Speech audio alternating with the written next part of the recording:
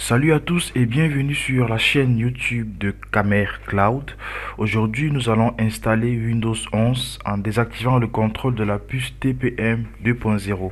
Alors, si vous êtes sur cette vidéo aujourd'hui, cela signifie que vous êtes intéressé par la désactivation de la puce TPM 2.0 sur un ordinateur. En fait, la puce TPM 2.0, pour rappel, c'est l'élément essentiel qui permet à Windows 11 d'être installé sur un ordinateur, que ce soit sur un desktop ou un laptop.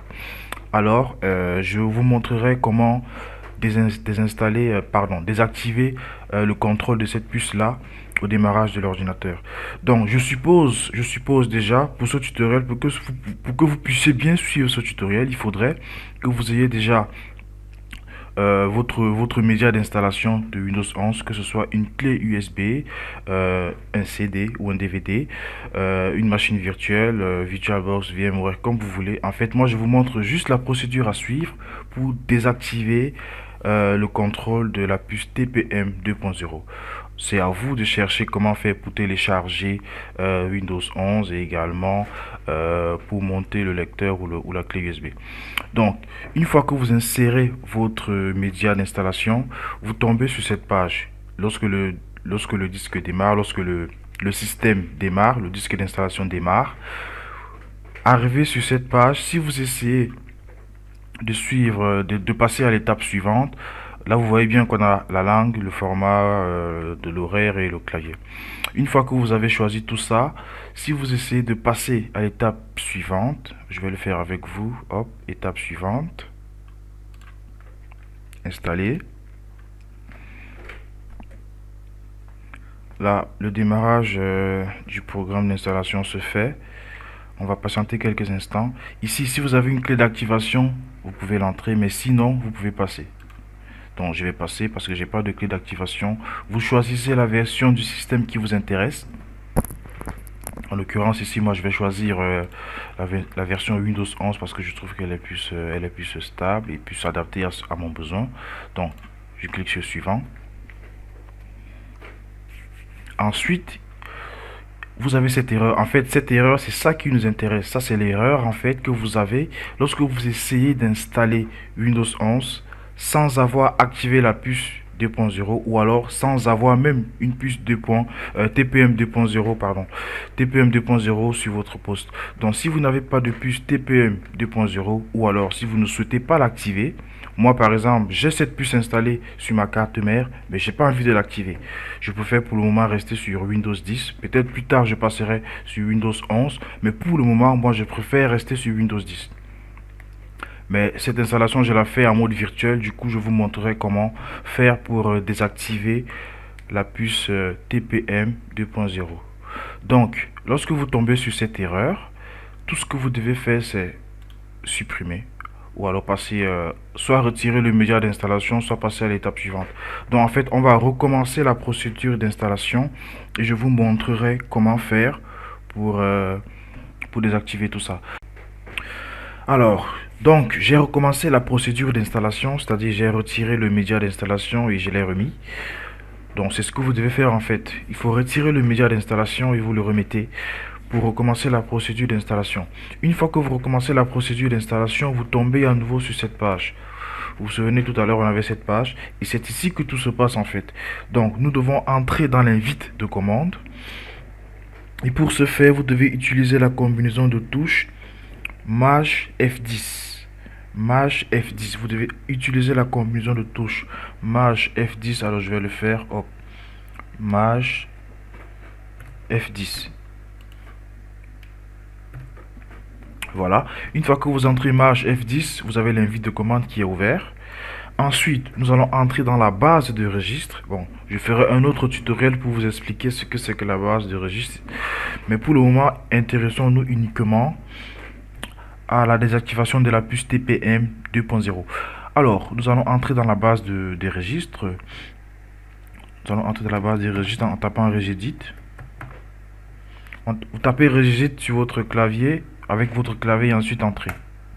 Une fois que vous tapez entrée, ici nous sommes dans la base de registre. Faites très attention ici parce que là vous manipulez la base de registre de votre système. Ce sont des fichiers très sensibles, des données très sensibles et vous devez les manipuler avec précaution. Surtout, soyez vraiment prudent ici. Donc, une fois que vous êtes dans la base de registre, vous devez aller dans l'arborescence que je vais vous donner. Donc, premièrement, on va aller dans HK local machine, c'est-à-dire ça. Ici, vous voyez, on est sur HK local machine. Ensuite, système.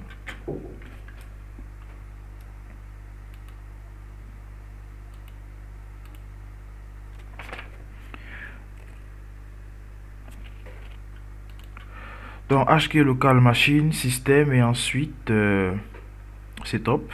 Hop. Voilà. Donc, je résume HK local machine, système et ensuite setup. Vous pouvez dérouler setup. Et à l'intérieur de setup, nous allons créer une nouvelle clé. Hop. Clic droit. Alors, je vous remontre. Hein.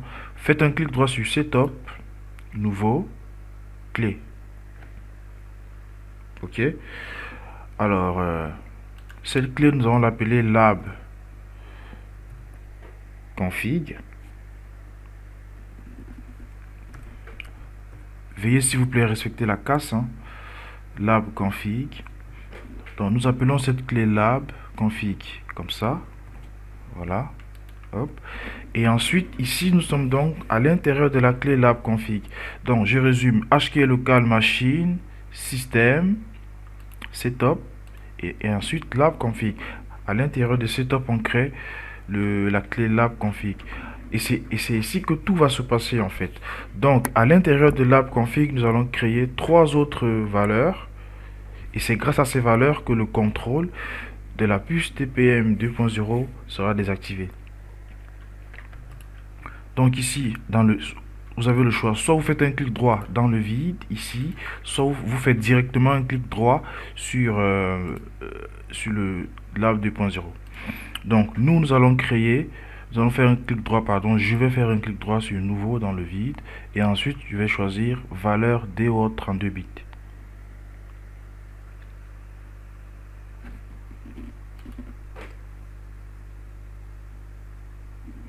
Alors, cette valeur, nous devons la nommer bypass TPM check. Donc, soyez vraiment très attentif à la casse parce que si vous loupez soit une lettre ou alors un caractère, ça ne marchera pas. Donc, on va l'appeler bypass TPM check. Voilà, bypass TPM check. En fait, c'est cette valeur qui va nous permettre de désactiver le contrôle de la puce TPM 2.0 au démarrage du système d'exploitation pendant l'installation, que ce soit pendant l'installation ou même après l'installation. Donc voilà, une fois que j'ai fini de créer ça, je vais aller modifier la valeur en faisant un clic droit, hop, modifier, et ensuite je mets la valeur à 1. Vous remarquez que par défaut, la valeur est à 0. Lorsque la valeur est à 0, cela signifie que le contrôle sera fait sur la puce TPM 2.0. Et si vous modifiez cette valeur, on a le choix entre 0 et 1 en fait. Si je modifie cette valeur à 1, alors hop, si je modifie cette valeur à 1, vérifiez bien que vous êtes en hexadécimal parce qu'ici on a le choix de la base. Ici nous sommes en base hexadécimale. Hop, voilà.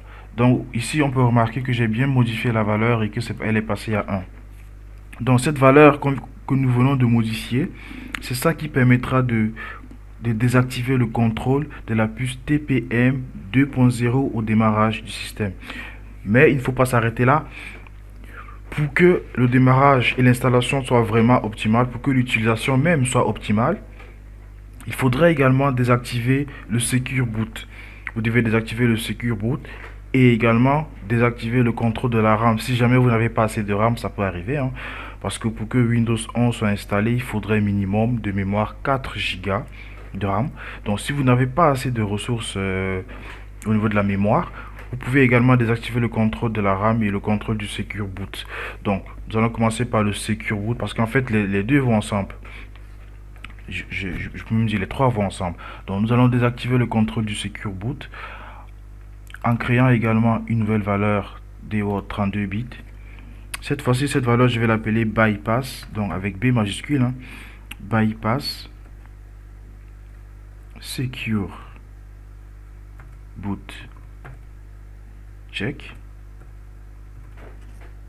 Bypass secure boot check, voilà. Hop. Et après, alors je vais agrandir pour que vous voyez bien.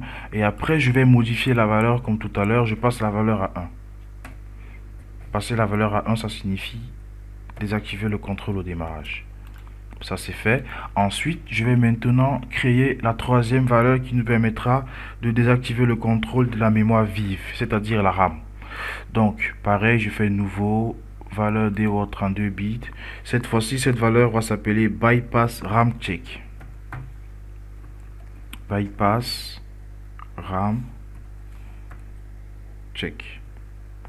Donc en gros ici il me dit voilà, vérification de la RAM au démarrage. Et cette vérification, pareil, on la modifie en faisant un clic droit, modifier. Ça on supprime et on remplace par 1.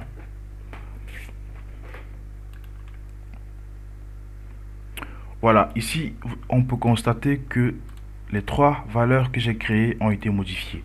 Donc j'ai créé la valeur bypass TPM check avec une valeur à 1 ici. Ensuite, bypass secure boot check également avec une valeur à 1. Bypass RAM check. Après avoir fait ces modifications, maintenant vous pouvez fermer.